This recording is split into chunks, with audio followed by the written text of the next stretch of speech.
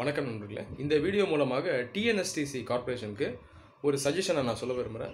எந்த விஷயம் சார்ந்து அப்படின்னு பார்த்தீங்கன்னா, ட்ரெய்லர் பஸ்ஸஸ், அதாவது வெஸ்டிபியூல் பஸ்ஸஸ், இந்த பஸ்ஸஸ் சார்ந்து தான். ட்ரெய்லர் பஸ்ஸஸை பற்றி உங்களுக்கு எல்லாருக்குமே ஒரு நல்ல நாலேஜ் இருக்கும். ஸோ இந்த பஸ்ஸஸோடைய லென்த் அதிகமாக இருக்கும். நம்ம எப்படி ட்ரக்ஸில் ட்ரெய்லர் பார்க்குறோமோ அதே போல் பஸ்ஸுலேயும் இந்த லென்த் அதிகமாக உள்ளது. ஸோ மெயின் பார்ட்டை தாண்டி பேக்கில் அந்த பார்ட் பார்த்திங்கன்னா ட்ரெயில் ஆகி வரும், அது ஸ்டியரும் ஆகும்.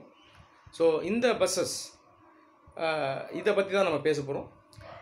ட்ரெய்லர் பஸ், அதாவது வெஸ்டிபியூல் பஸ், ஆக்சுவல் டேர்ம் இது வெஸ்டிபியூல் பஸ்ன்னு தான் சொல்லணும். அந்த ரெண்டு பார்ட்டுக்கும் நடுவில் பார்த்திங்கன்னா அந்த வெஸ்டிபியூல் இருக்கும், உள்ளே நம்ம நடந்து செல்லக்கூடிய அந்த இடம். வெஸ்டிபியூல் பஸ்ஸஸ் வேர்ல்டு ஃபுல்லாக இருக்குது. இது யூரோப்பியன் நேஷன்ஸில் இருக்குது, மற்ற நிறைய நாடுகளில் இருக்குது. இந்தியாவிலையும் ஒரு காலத்தில் நிறைய இருந்தது, நம்ம ஸ்டேட்லேயுமே ஒரு காலத்தில் நிறையா இருந்தது. இப்போதைக்கு இல்லை. ஸ்பெசிஃபிக்காக டாடா லேலேண்ட் இந்தியாவில் இந்த வெஸ்டிபியூல் பஸ்ஸை இவங்க செய்கிறாங்க. மெயினாக லேலேண்ட் அதிக நம்பர்ஸில் பண்ணுறாங்க. மெயினாக எக்ஸ்போர்ட் மார்க்கெட்ஸை இவங்க ஃபோக்கஸ் பண்ணி பண்ணுறாங்க. 2 வருஷம் முன்னாடி பங்களாதேஷ்க்கு ஒரு லார்ஜ் பேட்ச் வெஸ்டிபியூல் பஸ்ஸஸை லேலேண்ட் எக்ஸ்போர்ட் பண்ணாங்க. ஸோ இந்த லேலேண்ட் பஸ்ஸஸ் தான் இப்போதைக்கு பங்களாதேஷில் ஓடிக்கிட்டு இருக்கு, இந்த வெஸ்டிபியூல் பஸ்ஸஸ். சரி, இப்போ நம்ம ஸ்டேட்டுக்குள்ளே வருவோம். ஒரு காலத்தில் வெஸ்டிபியூல் பஸ்ஸஸ் நம்ம மாநிலத்தில் அதிகமாக இருந்தது. எந்த காலகட்டத்தில்னா 2001 ஒரு லார்ஜ் பேட்ச் ஆஃப் பஸ்ஸஸை வாங்கினாங்க, எம்டிசி கார்ப்பரேஷன் வாங்கினாங்க. ஸோ சென்னை சிட்டிக்காக வாங்கப்பட்ட பஸ்ஸஸ் இதெல்லாம். 2001 ஒரு 200 பஸ் கிட்ட ரஃபாக வாங்கினாங்க. க்ரீன் கலரில் இந்த பஸ்ஸஸ் இருக்கும்.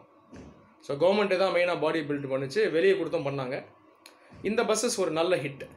மெயினாக அந்த long roots, Tambaram, Avadi, Tambaram, Broadway இதில் ஆப்ரேட் பண்ணாங்க. A18 அப்புறம் 70 இந்த ரூட்ஸில் ஆப்ரேட் பண்ணாங்க. அதுக்கப்புறம் 2வது பேட்ச் 2006 வந்துச்சு, அந்த வயலட் நிறத்தில் இருக்கக்கூடிய பேருந்து. இது இன்னும் மாடர்னாக இருந்தது அந்த டிசைன். இது ஒரு 7-8 வருஷம் வரைக்கும் ஆப்ரேட் பண்ணாங்க. இப்போ சமீப காலம் வரைக்கும் ஆல்மோஸ்ட் இருந்தது. இப்போ எனக்கு தெரிஞ்சு இல்லை, ஒரு 4-5 பஸ் ஓடுதுன்னு நினைக்கிறேன். எனக்கு தெரிஞ்சு ஆல்மோஸ்ட் இப்போ வெஸ்டிபியூல் பஸ்ஸஸ் எம்டிசியில் கிடையாது. இந்த பஸ்ஸஸை ஸ்டாப் பண்ணதுக்கு சில காரணம் கவர்மெண்ட் என்ன சொல்கிறாங்கன்னா, மெயின்டெனன்ஸ் அதிகம், அது இல்லாமல் அந்த பஸ்ஸினுடைய நீளம் அதிகமாக இருக்கிறதுனால சிட்டி உள்ள ஈஸியாக ஸ்டியர் ஆகி உள்ளே போகிறது கஷ்டம். செகண்ட், இடத்த அதிகமாக அடிச்சுக்கும், லென்த் அதிகம் இருக்கிறதுனால மற்ற வண்டிகளுக்கு இடம் இல்லாமல் போயிடும். ஸோ இது ஒரு ரொம்ப கன்ஜஸ்டட் சிட்டிக்கு இது உகந்தது இல்லை அப்படின்னு அவங்க சொன்னாங்க. ஸோ தற்போது பார்த்திங்கன்னா எம்டிசியில் இந்த வெஸ்டிபியூல் பஸ்ஸஸ் இப்போதைக்கு இல்லை. இந்த பஸ்ஸஸ் தற்போதைக்கு இன்னொரு கார்ப்பரேஷனுக்கு நம்ம யூஸ் பண்ணால் நல்லாயிருக்கும்னு நான் நினைக்கிறேன். எதுலன்னு பார்த்தீங்கன்னா டிஎன்எஸ்டிசிக்கு நம்ம யூஸ் பண்ணலாம். இன்னொரு வீடியோவில் நம்ம டிஎன்எஸ்டிசியை பற்றி நான் சொல்லியிருப்பேன். 12 மீட்டர் பஸ்ஸஸையும் நம்ம இதில் எடுத்துகிட்டு வரலான்னு சொல்லியிருப்பேன். அந்த வீடியோவை நீங்கள் பாருங்கள். வெஸ்டிபியூல் பஸ் பொறுத்த வரைக்கும் டிஎன்எஸ்டிசியில் கொண்டு வந்தால் நமக்கு லாபம் அதிகம். மெயினாக இந்த சென்னையிலேருந்து வெளியே செல்லக்கூடிய ஒரு சில ரூட்ஸ், இந்த short distance route, Kanchipuram, Chengalpet, Tindivanam, இந்த மாதிரி ரூட்ஸில் இது ஆப்ரேட் பண்ணுறதுக்கான வாய்ப்பு அதிகம். ஏன்னா அதெல்லாம் ஹைவே தான், எங்கேயும் வளைந்து செல்ல வேண்டிய அவசியம் இல்லை, எங்கேயுமே நெரிசல் கிடையாது, டேர்ன்ஸ் எல்லாம் எங்கேயும் கிடையாது. ஸோ அந்த பஸ் லென்த்துனால எந்த ஒரு இதனால் ஒரு ஆபத்து கிடையாது, இதனால் ஒரு நெகட்டிவ் கிடையாது. அல்லாமல் இதோட மெயின் பெனிஃபிட் என்னென்னா, இதில் பேசஞ்சர்ஸ் அதிகமாக அக்கோமடேட் பண்ணலாம். நார்மல் பஸ்ஸில் 57 தான் சீட்டிங் இந்த இது. ஸோ வெஸ்டிபியூல் பஸ்ஸஸை நம்ம வச்சுக்கிட்டோம்னா சீட்டிங் நம்பர் பார்த்திங்கன்னா ஆல்மோஸ்ட் ஒரு 95-100 வரைக்குமே வரும். ஸோ இதனால் லாபம் அதிகம். ஸோ ஃபியூல் காஸ்ட்டை சேவ் பண்ணலாம், எஃபிஷியன்சி அதிகம், ஸ்டாண்டீஸும் அதிகமாக நிற்க வைக்கலாம். ஸோ இதனால் ஓவரால் எஃபிஷியன்சி அதிகமாக கிடைக்கும், டீசல் சேமிக்கலாம். இன்ஜின் பொறுத்த வரைக்கும் ஒரு 180 HP இன்ஜினை போட்டால் போதும். டாட்டாவோ லேலாண்டோ 180 HP போதும். 160 HP அந்தளவு உயர்ந்ததாக இருக்காது. ஏன்னா பஸ்ஸினுடைய கிராஸ் வெஹிக்கிள் வெயிட் அதிகமான நபர்கள் ஏற்ற போகிறீங்க உள்ள. ஸோ 180 HPயே இதுக்கு போதும்.